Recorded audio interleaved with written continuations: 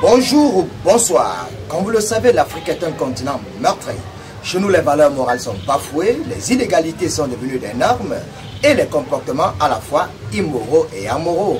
Dans cette Afrique de peine, de guerre et de guéguerre, il n'est pas toujours évident de se mouvoir. Si certains pour s'en sortir passent par des méthodes conventionnelles, d'autres par contre pour le faire passent par des méthodes archaïques. C'est le cas des sorciers.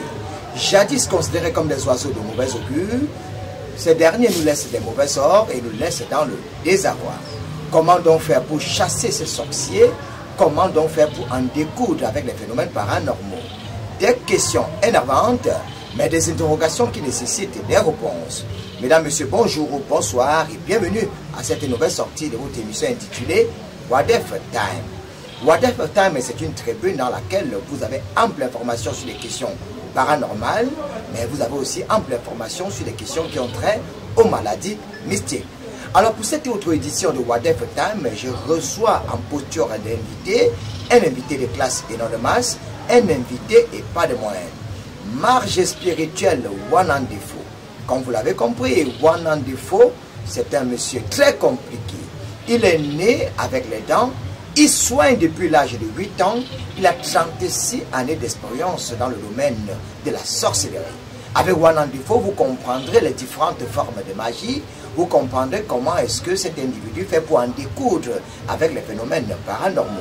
Lui qui a fait plusieurs années en Chine, en Inde pour apprendre les formes de magie, avec lui, vous aurez ample information sur les phénomènes paranormaux, mais avec lui, vous aurez la chance d'en découdre avec vos mots et courants d'idées qui vous gangrènent au quotidien, ou alors quelques dards et avatars qui gangrènent votre vie. Marche spirituelle Wanan Defo, bonjour, bonsoir. Monsieur Bertrand Tchekam, bonsoir. Moi, je veux bien. J'ai besoin que l'année 2023 soit une année meilleure pour tous les Camerounais. Parce que mon pèlerinage en Inde n'était pas facile, monsieur Bertrand Tchekam. Je suis rentré au Cameroun avec des forces pleines de marge spirituelle Wanan Defo. Marche, parce qu'on m'a dit marche, est celui qui est indispensable à la prière. Marche, c'est celui qui marche au-dessus de l'eau, monsieur Bertrand Tchekam. Alors vous êtes que comme Aimé Césaire dans Cahiers d'un retour au pays natal. La voix des individus qui n'ont pas de voix, la voix des sans-voix et l'espoir de ceux-là qui sombrent dans le cachot du désespoir. Dans votre quartier, vous êtes considéré comme un oiseau de mauvais augure dont l'imposture et la forfaiture sont connus. Ceux qui sont considérés comme des sorciers disparaissent parce que vous êtes là. Qu'est-ce qui peut expliquer le fait que vous êtes sorcier et vous combattez les sorciers? Je suis un très grand sorcier, un mauvais sorcier. Parce que quand on dit un mauvais sorcier, pourquoi il dit ça? Il faut d'abord être sorcier pour combattre la sorcellerie. Oui. Vous comprenez bien? Oui. Mais sur le genre de sorcier où je n'aime pas détruire les gens. Je n'aime pas exploiter les chances et les auras des autres. Vous comprenez bien? Oui. C'est pour ça que moi, je suis contre les sorciers qui détruisent la vie des êtres humains.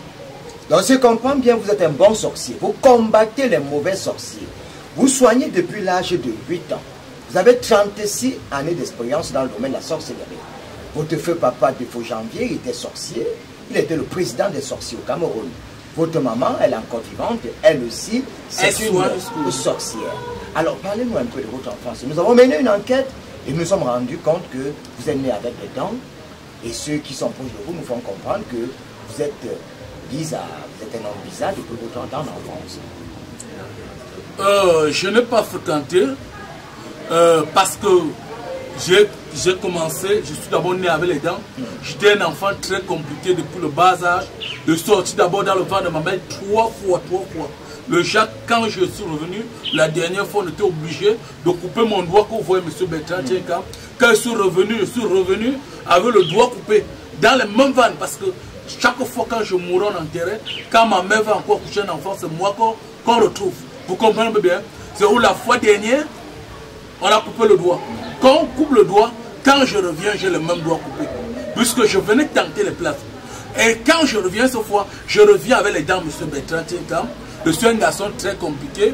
Et en Inde où j'étais, à Bombay, je fais Bombay, je fais New Delhi. En tout cas, on y reviendra tout à l'heure. Chers téléspectateurs, vous avez compris, marge spirituelle Wanan Defo est un homme très compliqué.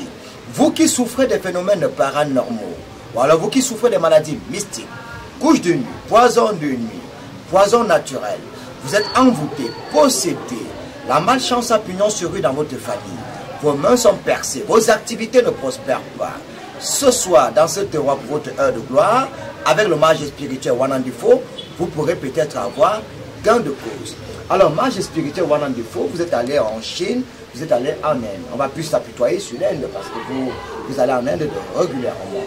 Alors, nous avons mené une enquête et on s'est rendu compte que vous avez visité plusieurs temples du côté de l'Inde. C'est le cas, par exemple, du temple Birla Mandi. Vous êtes allé faire un pèlerinage. C'est le cas du temple Iskon, temple de New Delhi. C'est le cas du temple Guru Dara temple. C'est le cas de Malad Mandi.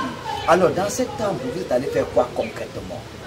Dans le temple indien, parce que je soigne d'abord, depuis le Cameroun, j'étais maître spirituel, j'étais marabout, puisque mon galon ne monte qu'au fur et à mesure. Et maintenant, j'ai porté le plafond de tout, mage. Oui. Il n'y a pas que, quand on parle de mage, il n'y a pas le concurrent des mages. Tu es bien en magie, il n'y a pas le concurrent des mages spirituels. Parce qu'un mage spirituel est celui qui plaît la main sur toi. Tu retrouves quand tu es malade, quand tu es dans le cadre de sorcellerie, je te dis de la sorcellerie comme si c'était les blagues. Vous comprenez bien, oui. Monsieur Bertrand Tchekam. Quand je me rends de côté de New Delhi, dans tous les temples que vous êtes là, c'était pour les rituels de prière, des pèlerinages. Vous comprenez bien? Oui. Des pèlerinages, parce qu'on m'a dit pèlerinage, prier. Parce qu'un mage d'abord est indispensable à la prière. Et au niveau de l'Inde, nous avons affaire à 655 dieux. Vous comprenez bien? Oui. Nous avons affaire à 655 dieux. Parce qu'ici, certaines personnes vont croire que Dieu est le seul. Non! Des mages en Inde, moi je suis un dieu. Des mages en Inde sont des dieux, monsieur Bertrand Tchekam. Moi je suis un dieu. C'est pour ça que quand tu as un problème d'une maladie mystique, voilà la chaise que m'assoit. C'est pas dans n'importe qui s'assoit là-bas. C'est le rang des mages et le rang des très grands chefs du village. Mais vous dites, un mage, on ne met pas mage. C'est selon ce que tu fais pour le public. Donc, si on comprend bien mage spirituel Wanandifo, il y a une fausse étanche entre un mage et un marabout. Le marabout a besoin de jeter des coris, mais vous, le mage, rien qu'en regardant quelqu'un, vous le diagnostiquez, et rien qu'en le touchant, il est possible que la personne puisse guérir. C'est la posture d'un Dieu. Pas qu'il est possible. Quand je touche un malade, monsieur Bertrand Tchekam, le malade retrouve sa santé, même sans être soigné. Quand j'impose les mains, vous comprenez, monsieur Bertrand Tchekam, le malade retrouve sa santé. Si le malade, c'est un cas où on a pris sous la sorcellerie, je le récupère directement. Si c'est par exemple un malade qui fait les couches de nuit, les mauvais rêves, oui. Hein, la maison est hantée, moi, dès que j'ai fini de travailler, cette maison, tout le monde dort. Est-ce que vous connaissez qu'il y a des gens qui meurent dans les maisons, monsieur Bertrand Tchekam? On ne dort pas dans ces maisons-là. Les maisons hantées. Les maisons hantées, monsieur Bertrand Tchekam. Les maisons hantées, on ne dort pas dans ces maisons. C'est pas normal. Est-ce que vous connaissez que monsieur Bertrand Tchekam? Nous avons des femmes que les vies sont tellement bloquées où on ne peut plus concevoir monsieur Bertrand Tchekam. En attendant qu'on revienne sur la thématique, je voudrais dire aux téléspectateurs qu'aujourd'hui nous parlons des maladies paranormales.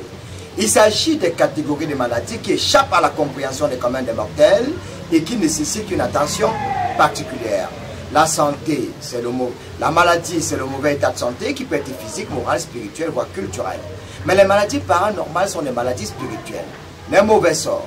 Les maladies dont les mesures curatives ne peuvent pas être prises via la médecine conventionnelle. Les maladies paranormales sont les maladies mystiques. Et parmi les maladies paranormales, nous avons les coups de nuit, des poisons de nuit, les charmes, les envoûtements, les possessions. Nous avons les couches de nuit, les poisons de nuit. Nous avons les mains percées. Nous avons tout ce qui peut être paranormal. Alors revenons sur la thématique. Nous avons des maisons hantées, des maisons possédées. Vous, dans votre posture de marche, vous, dans votre posture de petit Dieu, comment est-ce que vous faites pour désenvoûter une maison qui a été envoûtée? Et donc, personne n'a la possibilité d'y vivre. Même une maison où la maison est plus hantée, je dis bien plus hantée. J'ai un travail entre minuit 4 heures. Et bien, minuit 4 heures. Quand je travaille dans cette maison, minuit 4 heures, s'il y a les serpents, tout ce qui est dans la maison, monsieur Bertrand Tekam, je ramène. Vous comprenez bien, monsieur Bertrand Tekam. Monsieur Bertrand Tekam, je ne joue pas. Je ne suis pas en train de jouer. Parce qu'il y en a ces personnes qui passent le temps à faire du mal à les frères, à les amis. Non. Moi, mage spirituel, one de fou. Quelqu'un vous dit mage. Il y a beaucoup de maîtres spirituels. J'étais maître spirituel. Moi, aujourd'hui, vu mes talents, vu mon pèlerinage en Inde, je suis un mage. En Inde, les mages sont les dieux, monsieur Bertrand Tekam. Quand j'entre chez vous, ça veut dire que Dieu est entré dans cette maison, monsieur Bertrand Tekam. J'ai aussi fait une remarque, hein, quand vous entrez dans une maison, même si cette maison avec le serpent, la paix revient. Rien que votre présence change le tempérament de cette maison. Et j'ai aussi constaté que chez vous, vous avez plus de 1000 personnes qui vous visitent au quotidien. Qu'est-ce qui fait votre particularité, marché spirituel? On a des faux. Au point où on arrive chez vous, on a les individus en emploi fini qui cherchent des solutions. Oh, vraiment, monsieur Bertrand Tekam, la même question que vous posez, c'est très important. Si vous soyez les gens ne guérissent pas, on ne va plus venir. Vous comprenez bien? Quand je pars en Inde, si par exemple j'ai 15 jours de pèlerinage en Inde, vous comprenez bien? Quand je prends le vol, la population souffre. Monsieur Bertrand Tekam. Eh bien, la population souffre. En Inde, j'ai appris le chagrin. Vous comprenez ce qu'on dit, le chagrin? Le chagrin, c'est une puissance de magie. Quand on parle de cette magie, monsieur Bertrand Tekam, quand nous parlons par exemple de chagrin, le chagrin, c'est une magie qui est très, très dangereuse. Parlez-nous un peu du chagrin. Quand nous parlons par exemple de chagrin aujourd'hui, monsieur Bertrand Tekam, on parle de chagrin, je vous dis, un homme normal est celui qui doit croiser les pieds entre 2 heures, entre 1 heure, 4 heures le matin pour des rituels de prière. Quand vous avez un malade. Mais ce n'est pas le cas pour tout le monde, bien évidemment. Non, ils ont appris ça où? Monsieur Bertrand Tekam, je suis d'abord né, on me montre les herbes en bouche. Jusqu'aujourd'hui, quand tu arrives chez moi, et il passe après 2 jours, c'est parce qu'on doit me montrer, dormir, hein, et après 2 jours, je m'en vais en forêt chercher ce médicament pour amener monsieur Bertrand Tekam. Mais votre femme m'a fait comprendre que vous avez la capacité de vous élever, de surmonter la pesanteur. Je le fais même devant mes enfants. De ne pas toucher vos pieds.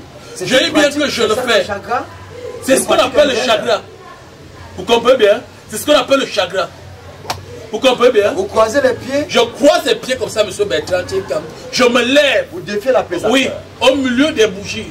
Vous envoyez des trucs en bas. Vous ne voyez rien, monsieur Bertrand Tekam. Alors parlons un peu des formes de magie. On nous fait comprendre souvent qu'il existe une guerrière, une ribambelle, une orte, voit une pléthore de formes de magie. Magie rouge, magie blanche, magie jaune. Et vous avez parlé du chakra tout à l'heure. Il existe forcément des fausses étanches entre ces formes de magie. Parlez-nous un peu de ces formes de magie et pourquoi est-ce que l'Afrique n'avance pas avec les formes que nous utilisons ici? Non, monsieur Bertrand Tekam, en Afrique, nous ne volons pas parce que un Africain, l'Africain n'aime pas voir son frère. Quand par exemple, tu progresses dans une famille, tu vas trouver cette personne qui vient appuyer ton étoile, ton étoile divine. Tu vas voir une maman qui voit comment tu as un talent. La mère vient éteindre ton étoile. C'est le puissant qui fait rencontrer un mage spirituel de ce maître. Vous avez été nombreux à regarder cette émission. Aujourd'hui, ne tâtonnez plus. Marge spirituel Wanandifo est un homme compliqué. Avec lui, vous aurez l'occasion de donner le coup à vos problèmes d'ordre paranormaux. Il faut savoir qu'il a fait le pèlerinage en Inde plusieurs fois. Il a été dans plusieurs temples pour les pèlerinages. Ça a été le cas du temple Birla Mandir, ISKCON, le temple de New Delhi, Gurundara temple, Malay Mandir. Et lorsqu'on donne le nom à un temple, il s'agit d'un dieu qui s'y trouve. Lui fait de la magie noire, la magie verte, la magie rouge. Il fait les 8 formes de magie. Vous viendrez chez lui par curiosité et vous resterez par conviction. Bonne et heureuse année 2023.